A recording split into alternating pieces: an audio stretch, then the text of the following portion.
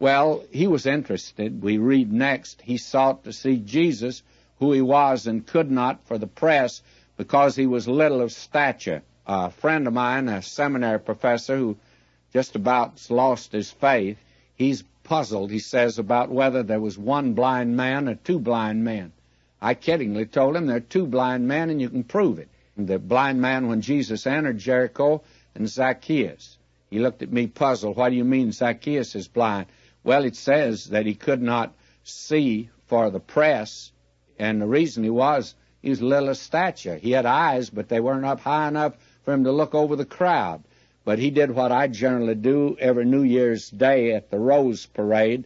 I've learned a long time ago there's no use going down there and sit on the line of march all night long. Somebody says, well, why don't you invest a few dollars and buy a seat? Well, to tell the truth, I like to take pictures, and after all, I'm Scotch, and I'd much rather save the money. So what I do is take a ladder down, and I put it back of the crowd. I climb up and look over everybody, and I'm able to see the Rose Parade. And Zacchaeus, he was short of stature. He couldn't see either. But you notice what he did. He wasn't able to get a ladder, but there happened to be a sycamore tree there. He ran before and climbed up into a sycamore tree to see him, for he's to pass that way. And while I was over in that land, I took a good look at a sycamore tree. They've got them right down there at Jericho today. And they're like our sycamore trees in one sense. Sycamore tree's pretty hard to climb, friends. It has slick bark, and it's always a long ways to the first limb. And I think that this little fella had a hard time getting up that tree. He's a short fella to begin with, and it's a long ways to the first limb. And I tell you, he sweated it out, and he finally got up there and sat down on the limb among the leaves and thought he was secluded there and had a private box for the parade. And he waited, and sure enough, Jesus came by, and our Lord knew he was there. He'd gone through Jericho to get him.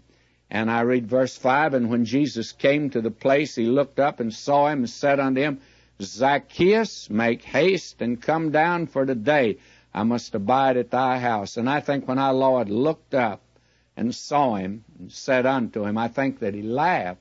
Somebody says it doesn't say that. I know it doesn't. But friend, you can't read this without seeing the humor in it. Our Lord, I think, looked up as if to say, well, Zacchaeus, you wanted to see me, and you really worked to get up that sycamore tree, and you are there. But make haste now and come down. Make haste? Well, the fellow had been all half a day getting up there. But it didn't take him long to get down. It's lots easier to come down than to go up. And so our Lord says, I must abide at thy house. And our Lord didn't stop at the mayor's house. He didn't stop at any prominent place, certainly no Pharisee's house here. But he was going to stop at this man, Zacchaeus. And we're told he made haste and came down and received him joyfully. I tell you, Zacchaeus was having fun now, and I think it was a joyful occasion. And when they saw it, oh, notice that, they all murmured, saying that he was gone to be guest with a man that is a sinner. And who is they? He made haste and came down, received him joyfully, and when they saw it, who's they? Well, it's that same crowd that's still gossiping today. Somebody comes to me and said, do you know what they are saying, Dr. McGee? Who's saying? Same crowd. They're always gossiping. They always have been gossiping. And they were gossiping here. And they said, can you imagine it, that he's gone to dinner with a man that is a sinner? And if you thought a while ago when I said the publican was a sinner and a big one, and that Zacchaeus surely did qualify, maybe you thought I exaggerated, but the neighbors didn't think so. They said he's gone to be guest with a man that is a sinner. And then there's a lapse of time here. Just how long, I'm not prepared to say.